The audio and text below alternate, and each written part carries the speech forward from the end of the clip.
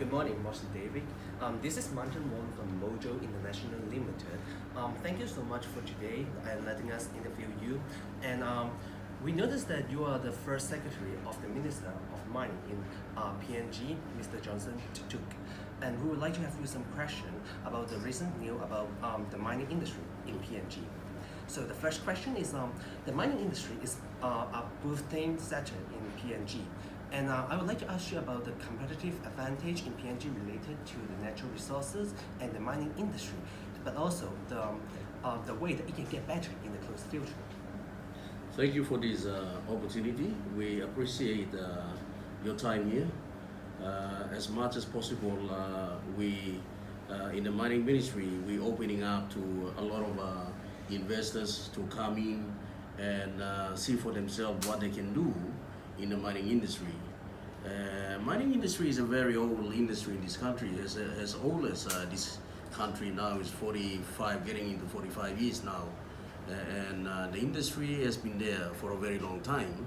And this industry plays a very pivotal or a very key role in terms of supporting the economy of this country.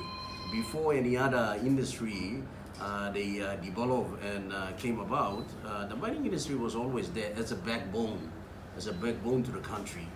And generally, when you look at Papua New Guinea, it's a mineralized country. Everywhere there is natural resources. There is gold everywhere. There is copper deposit, nickel.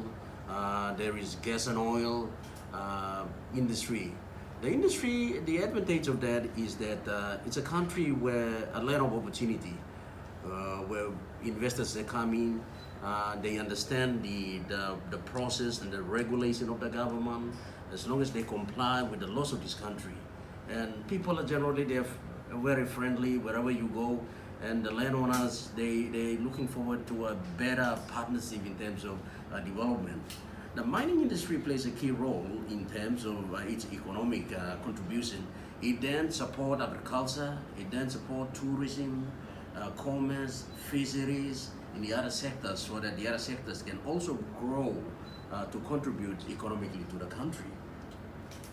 So what do you think about the mining investor from the Great China area, such as Oceania Mining Limited?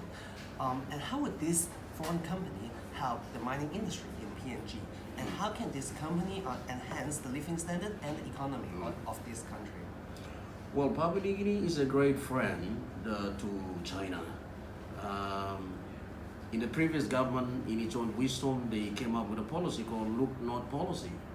And very consistently over the years, in every government, they always look at China as a great friend in terms of development, in terms of assistance. And this country has benefited a lot economically, politically, socially, in terms of education, social sector. And when you look at the population of China in this country, it's also big.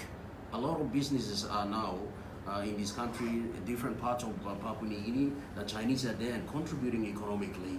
So for citizens and for investors of a greater China region to come in, the Papua New Guinea is a friend. And you know, one belt, one road. And our Prime Minister went over to China and had a good bilateral relationship, dialogue with the President Xi Jinping. So I understand the government through the current Prime Minister and its ministers and the government agencies, they see China has a great friend of development and cooperation. So the citizens in the area or investors in the area of Greater China to come and invest here, I don't see any problem with that, as long as they comply with the rules and the regulation. In terms of the social living, how better and how different can you be is the question.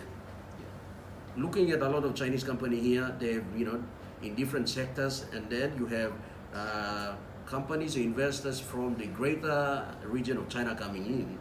Are you want to be the same as them, or you want to be different and make a difference in the lives of the people? That's the questions that you need to ask yourself.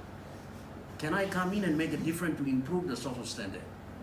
Or this Chinese company went into this village, this region, and they're doing this, but they're not even improving the livelihood. But if I go in there, can I bring solar in? Can I bring water in? Can I change the classroom of the schools? Can I put the computer into the school? It's about yourself doing difference. A lot of time companies come here and they do little small things and they think that they change the lives of the people. But when you look at the economic return, could be greater than what you contribute. But you must always balance. You get this, the people's social living standard also improve. Then there's a contribution. True. So my next question is there any new technology like the surveillance system that you can think of which will help the mining industry in PNG? Well, definitely. We are living in the 21st century where technology now is very important because it will enhance the production. It will enhance the work of any particular area that you are in so that it improve efficiency, timing, and the output is maximum. So technology in terms of the surveillance in the mining industry, that's something that the industry now needs to step up, and I think there is a need there. And I will talk to the minister, and we can look at that, talk to the expert in the Mining Mineral Resource Authority, MRA, and the Department of Mineral Policy and Geohazard Management. That's the policy arm of the ministry, and then you have the regulatory arm is the MRA.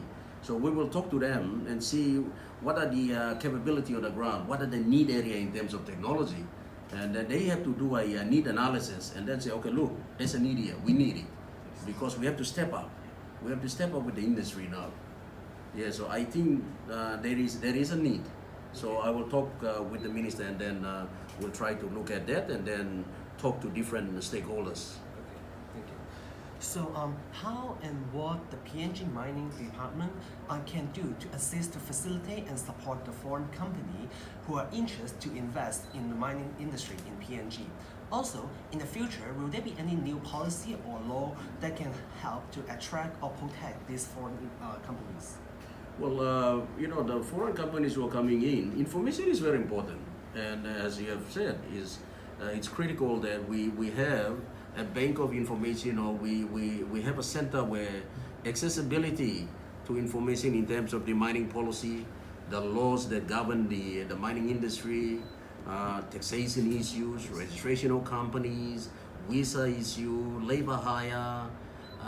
These are an important process of a foreign companies coming in, and it is very important that we make information available and make it accessible to foreign potential investors, so they then can have that easy access to information, so they can make the decision, a well-informed decision.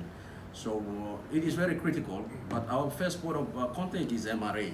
In the mining industry, MRA, when you visit their website, they have all the information on the application of exploration license, alluvial mining license, special mining lease, so and how you can go about doing business. The MRA website will give you all the information, and then you have the Department of Mineral Policy and Geohazard Management is the policy arm of the government. So these are the two departments that will give you all the information. Yeah, so they have the website. When you look at the website, they can give you a lot of information that you need. Okay, thank you. So in the mining industry here in PNG, what is the ratio between the large-scale corporation and the private corporation here in the mining industry? And also, is the policy welcoming the small or medium-scale company to invest in PNG mining industry? Well, the mining industry, as you have clearly stated, there are three layers of players here. You have the large corporation, and then you have the medium scale corporation, and then you have the common people who are in the alluvial business. Okay, the minister, Honorable Johnson Tuke, through this government, under the leadership of the Prime Minister, Honorable Peter O'Neill, they have passed the Mining Mineral Resource Authority Amendment Act already. So that has created a conducive environment for the industry to come together, either you large or medium or small. The opportunity is there. Secondly, when you look at the mining industry, it's a heavily capital intense industry. You need a lot of money. And our people they don't have that strength. So they are vulnerable at that stage. So when they are vulnerable, the guy with the money comes in, and then he takes the upper hand, and then our people, there's the landowner and the resource owner, they have no strength. The strength is weakened because they don't have. So we have noticed that through this minister, Honorable Jonathan Tuke has realized that there is a weakness in the system. So he's now talking to strengthen certain aspect of the policy so that it gives equal opportunity to the third layer of the players like the small alluvial miners, and then the medium scale and the large scale. But it's always the large scale that takes the upper hand, the advantage. So there is an imbalance in the industry. So that imbalance has already been identified. So the minister, in his wisdom and under his leadership, he will address this and try to create a level playing field for everyone. Okay. So finally, my last question is, would you have any word want to tell the foreign investor from the Great China area that who are interested to invest in the mining industry in PNG? Do you have anything? Well, as the first secretary to the minister, this government is looking for opportunity, good investors, genuine investors to come in and work in partnership with the government and with the resource owners so that we create a win-win situation for everyone. The company, the investors win, the government win, and the landowners win. So it would be very honored and a great opportunity for people who are interested in the Greater China region to invest in the mining industry. This country is a mineralized country. Wherever you go, there's a opportunity there, and the investors are very limited in terms of access to information. To come in is always hard. We are happy. The government is happy to work closely with genuine investors and create an opportunity for everyone in terms of the growth and progress. So we're looking forward to that, and the minister will be very happy if any opportunity to talk to him and invite him, Honorable Johnson Tuke. We'll be happy to have that interaction with the Greater China area.